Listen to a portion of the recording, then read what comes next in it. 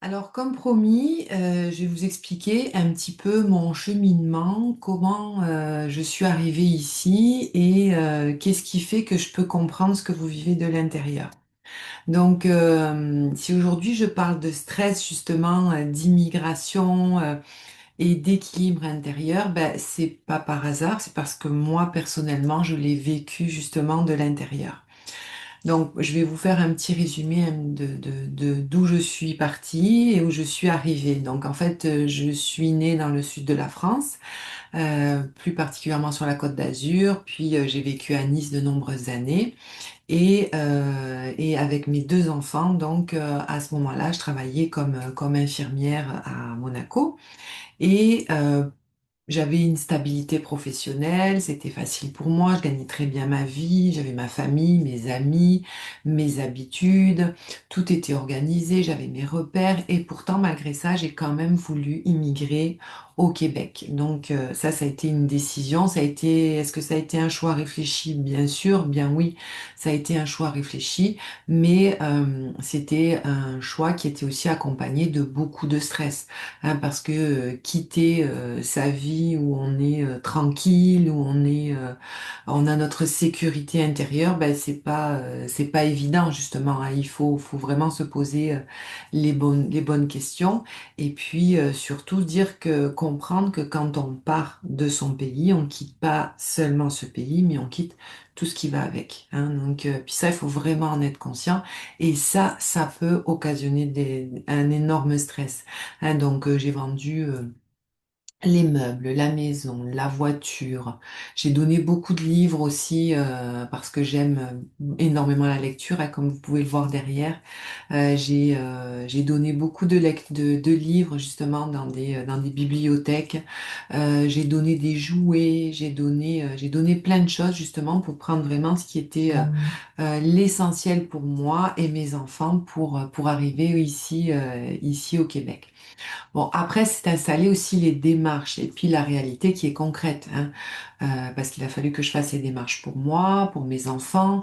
Est-ce que tout était bien fait? Parce que vous savez que quand on envoie les documents, s'il y a un document qui n'est pas bon, ben, vous repartez à zéro, donc ça c'est très stressant. À partir du moment où vous envoyez les documents, ben, vous vous dites est-ce que ça va être le bon papier? Est-ce que tout est dans l'enveloppe? Est-ce qu'il manque rien?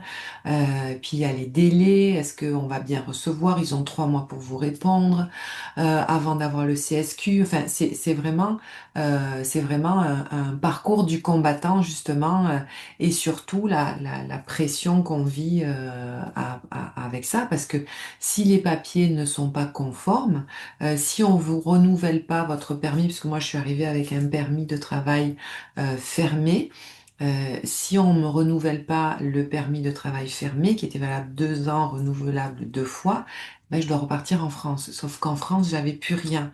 J'avais plus de maison, j'avais plus de travail, j'avais plus rien. Donc, c'est quand même un stress qui est constant et qu'on vit à l'intérieur justement et qui fait que ben, qu'on est stressé tout simplement. Et moi j'appelle ça le stress invisible de l'immigration. Pourquoi? Parce que on le vit de l'intérieur. Par contre, on est obligé de fonctionner à l'extérieur, hein, de travailler, de prendre en charge ses enfants. Il y avait les inscriptions dans les écoles. Moi, quand je suis arrivée, ils avaient 5 et 8 ans, donc il n'y avait pas de garderie.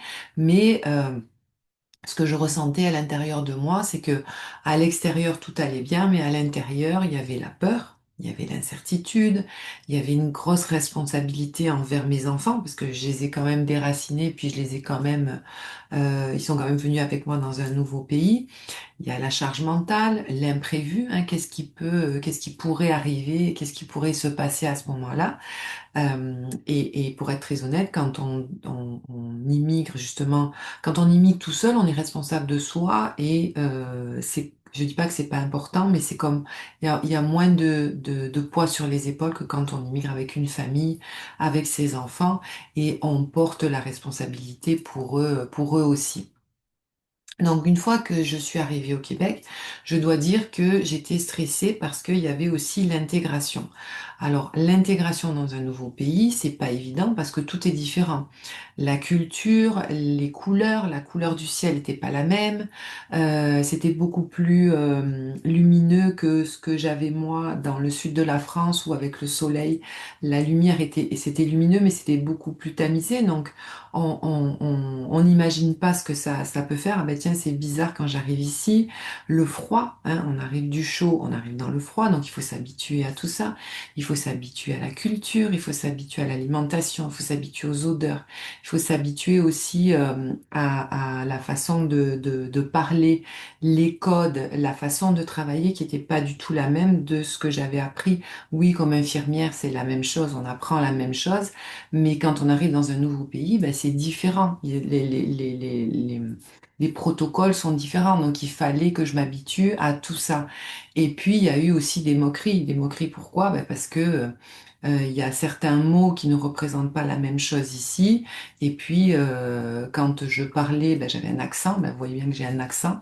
Mais pour eux, j'avais un accent. Mais pour moi, c'est eux qui avaient un accent. Mais c'est correct comme ça. Mais c'est juste que j'ai vécu quand même des moqueries par rapport à mon accent.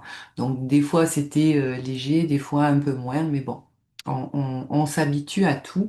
Et justement, quand on part de notre pays et qu'on arrive dans un nouveau pays, je trouve qu'on fait preuve de beaucoup de résilience et qu'on a beaucoup de résilience. Donc, c'était pas méchant, mais parfois ça me touchait, ça touchait mon ego et en fait il y avait des petites tensions justement intérieures et puis ça touchait aussi mon identité, ça touchait mes valeurs. Et là, c'était moins sympa à vivre parce que je me retenais de parler. Et puis après, je me suis mise à douter. Est-ce que je suis au bon endroit? Est-ce que je fais bien les choses? Je me demandais si j'étais à la bonne place justement par rapport à ça.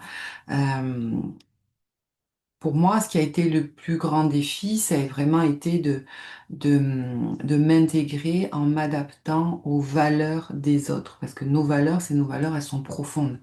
On les a depuis des années, on les a construits autour de notre environnement et quand on touche à nos valeurs profondes, ben, c'est ça qui fait mal. Donc quand vous vivez des périodes où vous sentez cette contraction-là, c'est aussi parce qu'on vient toucher vos valeurs, puis que nos valeurs profondes, elles sont là et elles sont là depuis, c'est un peu nos racines. Alors, euh, l'objectif, c'est de s'adapter à ces valeurs du pays dans lequel on est, tout en respectant nos propres valeurs. Donc vraiment, il y a eu des moments de doute à ce moment-là. Par contre, c'est à ce moment-là où je suis arrivée dans une équipe qui était formidable, où j'ai travaillé en psychiatrie, et ça m'a permis de me reconstruire aussi. Donc j'ai appris à choisir les personnes avec qui je voulais travailler. Et j'ai travaillé également sur mes croyances. Puis ça, c'est les croyances, c'est des choses qui peuvent se déconstruire et se reconstruire. On a nos croyances quand on est dans notre pays, qu'on a construit d'après nos parents, nos grands-parents, toute notre famille. Et quand on arrive ici, on arrive avec nos croyances. Par contre, les croyances, ça évolue avec le temps et ça change. Donc, c'est important de pouvoir travailler dessus de façon à pouvoir s'intégrer justement avec plus de facilité. Ensuite, ce que j'ai fait, c'est que j'ai travaillé sur le stress, j'ai travaillé avec des outils, donc je me suis formée à la PNL, et là, j'ai compris qu'on pouvait, pareil, déconstruire et faire en sorte que le stress soit un allié, hein, et ne soit pas quelque chose de compliqué, de difficile à vivre, qui nous empêche de dormir, qui nous réveille la nuit, et qu'on se sent déstabilisé à chaque fois qu'on vit quelque chose qui est compliqué, parce que notre corps va réagir de toute façon à ce stress-là. Parce que le stress, c'est normal. Il faut arriver à le normaliser, il faut arriver à le comprendre. Et justement, c'est des choses que j'ai appris et que j'applique encore aujourd'hui, justement.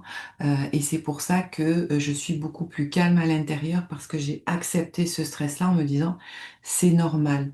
Hein, j'ai écouté mon corps, j'ai écouté mon rythme, j'ai écouté mon dialogue intérieur aussi, j'ai changé mon dialogue intérieur et j'ai revu certaines attentes envers moi.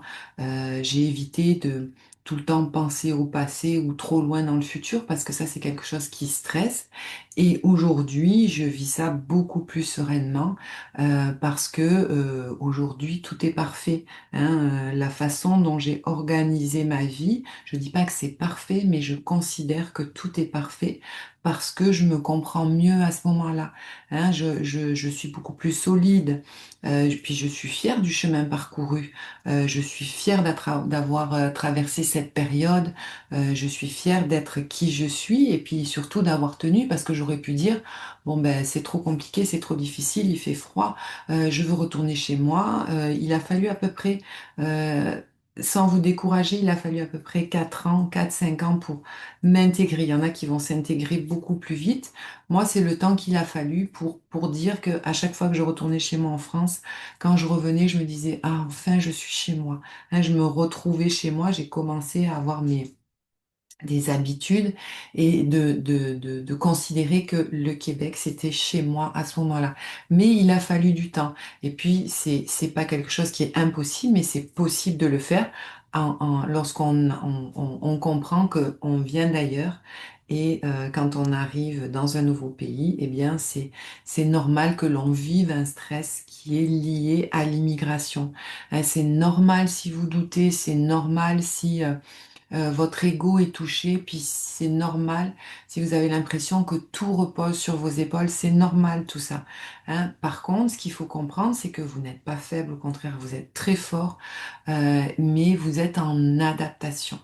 Donc, c'est en comprenant, en ayant des outils et en étant bienveillant envers vous-même que vous allez y arriver. Et je suis sûre que vous allez y arriver parce que j'ai eu des personnes que je suis, qui sont arrivées et pour qui c'était difficile et ils y sont arrivés et aujourd'hui ils sont épanouis. Donc voilà, je voulais un petit peu vous parler de où je suis partie, où j'en suis aujourd'hui, que l'immigration c'est pas évident, mais ça se fait. C'est normal qu'on ait des doutes, c'est normal qu'on soit stressé, mais on peut travailler dessus de façon à avoir une vie beaucoup plus calme, beaucoup plus sereine, être en adéquation avec ses valeurs, travailler sur ses croyances et avoir une identité profonde qui nous ressemble à nous.